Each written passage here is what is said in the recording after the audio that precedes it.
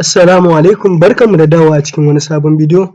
Idan ba ku manta ba, a bidiyon da ya gabata mun yi bayani akan comment, wato muka ce comment abu ne wanda za ka fahimtar da browser, wanda browser ba za ta bayyana maka shi ba a matsayin text a jikin web page naka ba, kawai abu ne da za ka rubuta a cikin source code naka domin ka yi bayanin code naka da ka rubuta. Yau za mu yi bayani akan wasu tag guda uku wanda har na rubuta su a nan. Tag na farko shi ne abbreviation, na biyu kuma shi ne center, na uku kuma div. Idan muka ce wannan na farkon abbreviation ɗin nan wasu taƙaitattun kalmomi ne da ake rubuta su domin a fahimtar da mutum cikakkiyar ma'anarsu, ma'ana kalmomi ne da ake rubuta su taƙaitattu maimakon a rubuta su cikakku, amma kuma suna ba da ma'anar cikakkun kalmomin.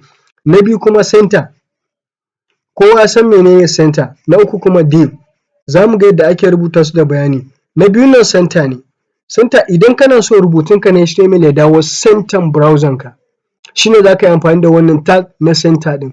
A da kenan ake amfani da shi, amma a yanzu ana amfani da CSS ne domin adjusting, wato domin yanayin girman rubutu ko kuma ƙanƙantar shi ko kuma matsar da shi, canza masa waje da sauransu.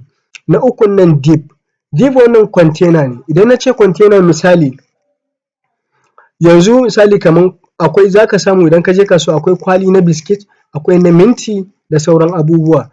Wannan kwalin idan ka siye shi, misali ka siyo kwali guda uku ka ajiye a gida, sai ka ce wannan zan na saka biro na ne a ciki, wannan zan na saka takarduna ne a ciki, wannan kuma zan na saka takalmana ne a ciki.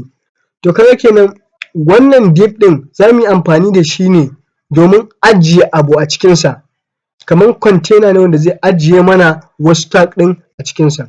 Bari mu ga yadda ake rubutawa. Za mu dawo cikin VS Code namu nan. Kalma ta farko da muka faɗa ita ce me? Abbreviation hakan nan misali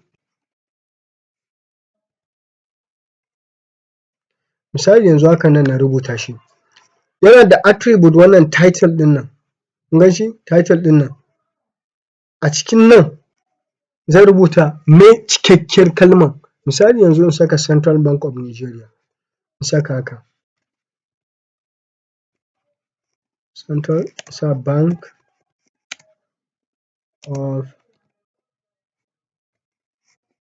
yanzu misali in sa haka, a cikinsa nan kuma sai in rubuta CVN.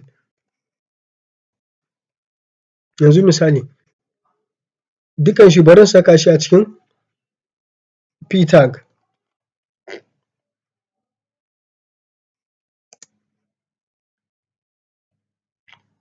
Yanzu misali bari in sa shi a cikin P tag dukan shi domin ya mana wannan. Yanzu misali bari in rubuta wannan misalin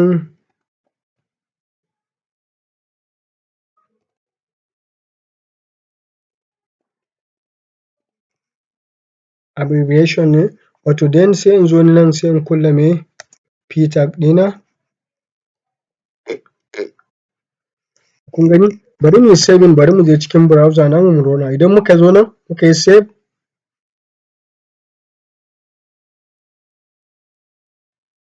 sai mu zo cikin browser namu mu yi refresh, kun gan shi ya fito? To bari in ƙara girman rubutun browser domin mu gani da kyau.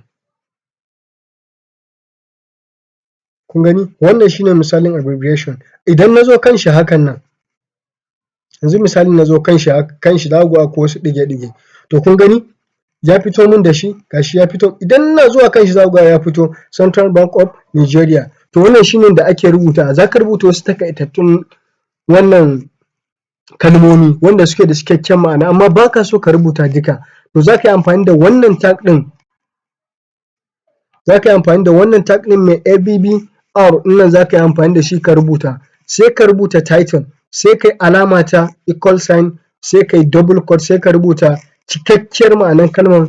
A tsakanin kuma open tag ɗin nan da closing nashi sai ka rubuta me kalmar. Wato duk lokacin da mutum ya zo side naka, idan ya zo kan abun ya yi point za ka ga ya nuna masa cikakkiyar wannan kalmar.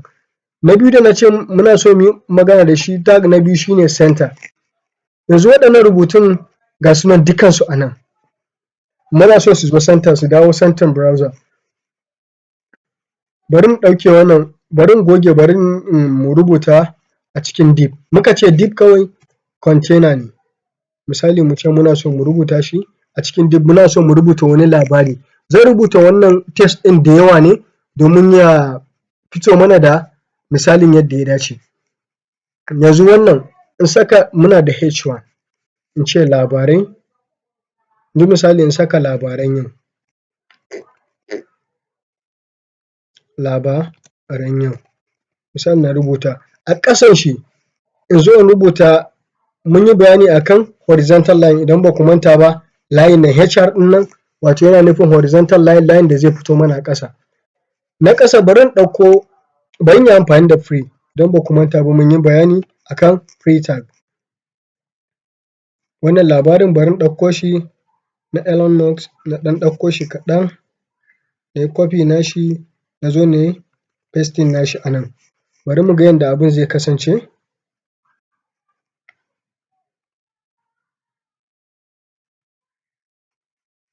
To kun gani, na ce dukan shi da wannan div ɗin ga labari nan na haɗa.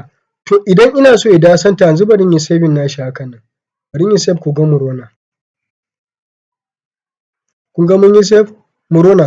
Kun ga labarin? Labarin ga shi nan. Yanzu dama wannan free tag yanda muka rubuta haka zai zama. To amma wannan ga shi ba a center ba ne, ko kuma bari in yi amfani da p tag, bari in cire free ɗin saboda mu gane. Bari mu yi amfani da p tag maimakon free, bari mu yi saving, mu je mu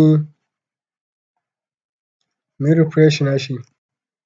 Kun gani? Kun gani ga shi nan ya fito a me, amma duka rubutun ba a me, ba a center yake ba.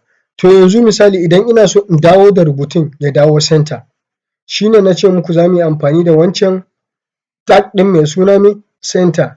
Yanzu bari har div ɗin bari in sa su a cikin center. Bari na buɗe center a nan, bari in rufe shi a nan.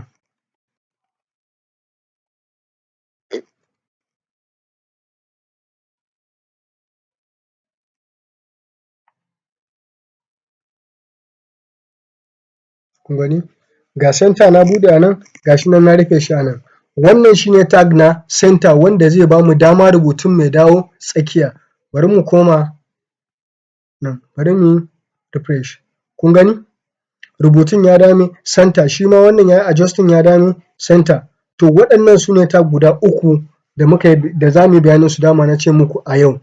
Idan akwai wanda yake da tambaya ko ƙarin bayani, zan bar WhatsApp group link a ƙasa, sai mutum ya join ɗin group ɗin domin tambaya ko kuma ƙarin bayani. Ku ci gaba da bibiyan mu, mun gode.